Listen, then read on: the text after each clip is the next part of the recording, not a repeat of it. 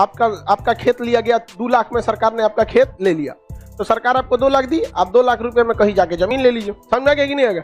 जमीन का बेचने से जो पैसा आता है उसे 3 साल के अंदर अंदर जमीन पे ही खर्च करना होता है, अदरवाइज फिर टैक्स के दायरे में आ जाएंगे आप, वो इकोनॉमिक्स का हिस्सा हो जाता है। अब आप समझिए ध्यान से, आप लोग के घर में कहीं किसी का जमीन लिखाया होगा तो देखते होंगे कि रजिस्ट्री में जमीन है 1 लाख की, मान के चलिए 1.5 लाख का जमीन है, लिखाता मान के चलिए आपने जमीन 2 लाख में खरीदा, अब पेपरवा पे लिखाता है कितना, 1.5 लाख। पेपरवा पे कितना लिखा जाता है, 1.5। ऐसा कम लिख देता है ऐसा कि नहीं? इसके 2 रीजन समझिए। सरकार कहती है कि जितना में हम जमीन लिखेंगे उसका 10% हम रजिस्ट्री चार्ज काटेंगे। कितना काटेंगे? 10। तो अगर 2 लाख की जमीन है तो सरकार कितना रुपया अलगे से लेगी? 2 लाख रुपया तो जमीन वाले को देना पड़ेगा, और सरकार लिखाई कितना लेगी? 10%। 10% के हिसाब से 20,000, तो आदमी को कितना पड़ गया? 2,20,000 रुपया। समझ में आ गया कि नहीं? लिखाई लग गया यहाँ पे। इसलिए आदमियां क्या करते हैं, सब कहते हैं, सुनिए 2 लाख का जमीन है ना, 1 लाख रुपया हम आपको ऐसे ही दे देते हैं, जिसका कोई हिसाब किताब नहीं। लो 1 लाख रुपया उसको ऐसे दे दिया, और बाकी बचा 1 लाख का सरकार के पास दिखाया, वो कहेगा मैंने ये जमीन 1 लाख रुपया में बेची, तो सरकार कही ठीक है 10% आप इसका चार्ज दीजिए, 10,000 रुपया लिखाई लगेगा, 10,000 रुपया उनको क्या देगा? लिखाई, और 1 लाख पहले पहुंचा दिया है और लिख देगा। ऐसे ही होता है कि नहीं होता? समझ में आ गया? तब आप लोग सोचेंगे, लड़का नहीं लड़की सोचेगी, सब एक काम करते हैं 2 लाख रुपया में से 1,99,000 उसको देख लेते हैं, 1,000 में लिखवाते हैं। 10% के हिसाब से 1,000 का कितना हो गया? 100 रुपया। लो लिखाई लो 100 रुपया। आप लोग ऐसा सोच रही होगी कि नहीं? नहीं सोची तो फिर आपका दिमाग नहीं। हम लोग तो यही सोच रहे थे कि भाई जब गिरना ही है तो नमक के बोरा पे क्यों गिरेंगे, गद्दा पे गिरे। नहीं सोच रही थी तो बताओ। अच्छा ये बताओ क्या गलत है? जब यहाँ चुरा रहा था तो यहाँ पूरा चुरा। तो सरकार कहती है, देखिए सरकार हर जमीन का एक मिनिमम रेट फिक्स किया कि इससे कम में इस जमीन की खरीद बिक्री नहीं हो सकती, इससे कम में खरीद बिक्री नहीं हो सकती। तो उस जमीन का रेट सरकार क्या कर देती है? फिक्स कर देती। कहती इतना तो ये जमीन का सरकारी रेट है, इससे ऊपर आप बेचिए, इसके ऊपर खरीद। समझ में क्या? उससे नीचे नहीं खरीद सकते। तो सर जमीन का क्या हो जाता है? वैल्यूएशन। इसका वैल्यूएशन का सरकार 1,000 रखी होगी। 2 लाख का जमीन है तो सरकार कम से कम इसका वैल्यूएशन रखी होगी 80 से 90,000। उससे नीचे आप खरीदे नहीं सकते। अप्रोक्स देखिए वैल्यूएशन कितना होता है, जितना मार्केट में रेट होता है ना उसका आधा वैल्यूएशन होता है। अमूमन यही देखा जाता है। सरकारी रेट में जमीन 1 लाख है तो प्राइवेट आदमी उसको कितना में बेचेगा? 2 लाख रुपया में। कितना में बेचेगा? 2 लाख। लेकिन मान के चलिए ये जमीन बिकने वाली है कितना में? 2 लाख। अमूमन आप बताइए इसका सरकारी रेट क्या होगा? एक लमसम में 1 लाख। हालांकि इसका एक डायरी आती है जिसमें लिखा होता है हर गली मोहल्ले का, उसमें नक्शा होता है, इस जमीन का वैल्यूएशन इतना इतना।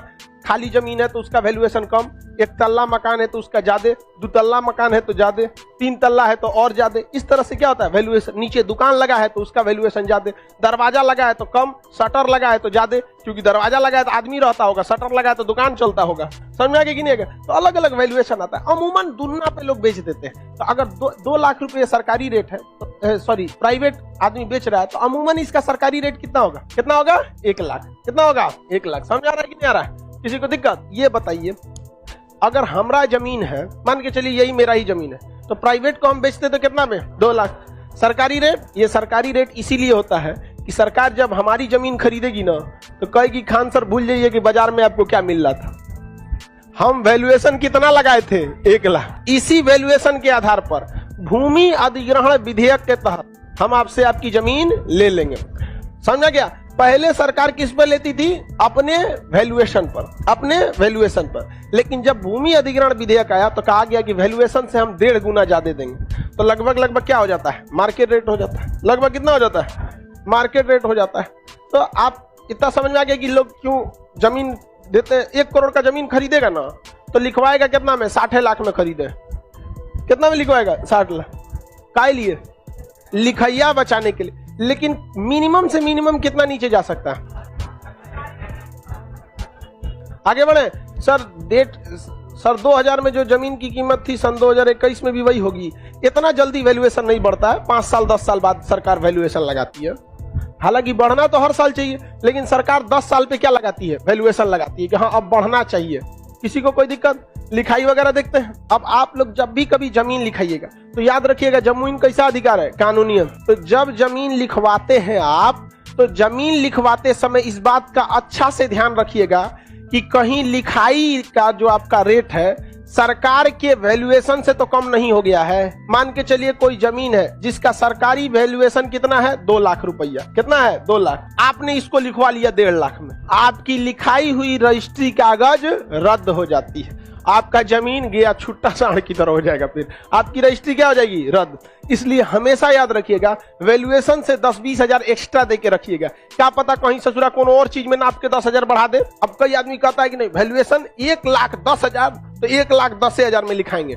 अब यही एक हमारे यहाँ एक आदमी की गलती हो गया था, रजिस्ट्री वो जमीन लिखाए थे, अब वैल्यूएशन था उसका 1.5 लाख। वैल्यूएशन कितना था, 1.5 लाख, जबकि उस जमीन में 6 फीट की बाउंड्री उठी थी।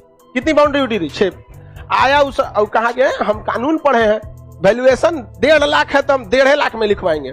अब वो जैसे रजिस्ट्री लिखते हैं ना तो वो जांच करने आता है जमीन पर, जांच करने वाला आया कहा कि 6 फीट की बाउंड्री उठी है, इसका 10,000 वैल्यूएशन में ज्यादा होगा, 1,60,000 हो गया, 1.5 लाख में लिखवाए, रजिस्ट्री खत्म। आप दौड़ते रहिए कोर्ट में, समझ में। तो इस चीज के लिए हमेशा याद रखिएगा कि जो सरकारी वैल्यूएशन है जमीन की उससे कम नहीं होना चाहिए। हाँ, जमीन फिर से आप ही क्या होगा, फिर से रजिस्ट्री कराना पड़ेगा, फिर से पैसा देना, वो पैसा कैंसिल हो जाएगा। इसलिए कभी भी सरकार से कभी भी कोई छेड़छाड़ नहीं करेंगे लोग। चलिए अब ध्यान से समझते हैं, ये समझ में आ गया संपत्ति का अधिकार। कभी भी आप वैल्यूएशन से कम की जमीन लेंगे, कभी भी जमीन वैल्यूएशन से कम नहीं लेना है। वैल्यूएशन से हमेशा 30-40 हजार का मार्जिन लेके चलना है। अब आप बताइए ना, वैल्यूएशन से अगर आप 50 हजार भी मार्जिन बढ़ा दिए तो कितना टैक्स लगेगा आपका, 10%। कितना बढ़ेगा, 5,000। अरे 5,000 रुपया के चक्कर में आपका पूरी जमीन हमेशा के लिए सेव रहेगी कि नहीं रहेगी।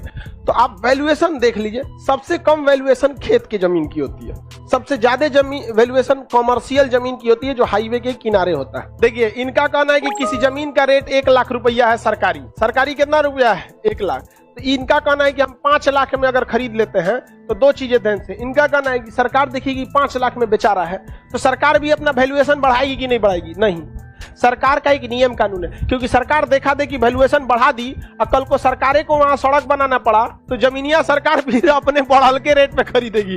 इसलिए सरकार कहती है बाहर में जाओ ससुरा, बेचने वाला तो अपने बढ़ा के बेच ही रहा है, हमको तो जितना में बेचेगा उसका क्या मिलेगा, 10%। सरकार बैल है, यूपीएससी वाला जाता है सब समझ आ गया कि नहीं आ गया, एसएससी रेलवे वाला जाता है सब। अरे बेचा रहा है 5 लाख, वैल्यूएशन बढ़ा लो, आपको जब अपन खरीदने होगा सरकार मर जाएगी, क्योंकि सरकार तनी मनी जमीन थोड़े खरीदती है। अब आप खुद सोचिए, पटना से दिल्ली तक सड़क बनाना है, कितना जमीन खरीदना होगा, अथाह जमीन। देखा देखी 2-3 प्लॉट के हिसाब से अगर वैल्यूएशन बढ़ा दिया तो सरकारें बिक जाएगी। समझ में आ रहा है कि नहीं आ रहा है, आगे बढ़े, समझ गए सर। अब जमीन लिखा लेंगे, चलो कोई दान में जमीन दे देते हैं। सरकार कहती है कि तू भाड़ में जो दान में दो चाहे कुछ दो, हमारा 10% ले हो, उसके बाद कुछ करो। अगर हम किसी को दान में जमीन देते हैं तो सरकार कहती है दान कौन ना को मिल रहा है रे, आओ तेरे लिए आओ 10%। सरकार अपनी रजिस्ट्री चार्ज किसी कीमत पे नहीं छोड़ेगी, कुछ भी हो जाए वो अपनी रजिस्ट्री चार्ज नहीं छोड़ सकती। समझ में आ गया कि नहीं आ गया। जब रजिस्ट्री हो जाता है तो आपका क्या हो जाता है, कानूनी अधिकार। अब कोई दूसरा व्यक्ति उस पर कब्जा नहीं कर सकता है, और रजिस्ट्री से पहले उस पर क्या किया जा सकता है, कब्जा किया जा। अब क्या करता है सब बिहार में, पटना में, जैसे किसी रजिस्ट्री करना है किसी जमीन तो सारा बात तो हो जाएगा, हाँ आपको बेच देंगे हम, 50 लाख की जमीन है 20 लाख में लिख देंगे। लोग कहेगा ये एकदम सस्ता मिल रहा है। वो चोट्टा क्या करेगा ना, 50 लाख की जमीन, मान के चलिए 50 लाख की जमीन वो 40 लाख में कहेगा, तो अमूमन लोगों को लगेगा भाई 10 लाख सस्ता है, ज्यादा सस्ता कर देगा तो अपने से डाउट हो जाएगा, कहेगा ठीक है। अब वो सेटिंग करके रखा है, बातचीत करते में जमीन में 1 महीना लग जाता है, तो सेटिंग करके रख ले रहता है कि आपको हम एक काम करेंगे, 15 अक्टूबर को आपको हम मान के चलिए कह दिया कि 25 अक्टूबर को आपके नाम पर हम क्या कर देंगे, रजिस्ट्री कर देंगे। और लगले कोनो दूसरो आदमी से बात कैले है कि 26 अक्टूबर को आपके नाम पे रजिस्ट्री कर देंगे। उस ससुरा एक ही आदमी दो को रजिस्ट्री करके भाग जाता है, क्योंकि पेपर को अपडेट होने में, ऑनलाइन होने में क्या होता है, टाइम लगता है। दूसरी बात, जब जो व्यक्ति इस तारीख को खरीद रहा है, जो इसको खरीद रहा है, ये दोनों पिछले 1 महीना से पेपर जांच करा रहे होंगे। अब पिछले 1 महीना से जब जांच करा रहे हो तो जमीन हुआ तो फ्रेश होगा, नहीं होगा। अच्छा आदमी मूड बना लेता है तो पंडित जी से दिन दिखवाता है, कौन दिन ठीक रहेगा, तो आप इस दिन लिखवाइए चाहे इस दिन लिखवाइए, दोनों में शनिचरा लग चुका है। पंडित जी अब कुछ नहीं करेंगे, अब जज साहब करेंगे। अब उस पर केस होता है, दीवानी का मुकदमा चलता है। भारत में मुकदमा 30 साल चलेगा, तब तक जमीन पर जंगल हो चुका रहेगा, कोई नहीं होता है, बहुत लफड़ा होता है जमीन में। आर्टिकल समझ में आ गया किसका, जिसका पहले रजिस्ट्री होगा उसका होगा, जिसका बाद में हो जाएगा उसका नहीं होगा, इसका रजिस्ट्री रद्द होगा और जो बाद में किया रहेगा उस पर सरकार 420 का मुकदमा लगाएगी।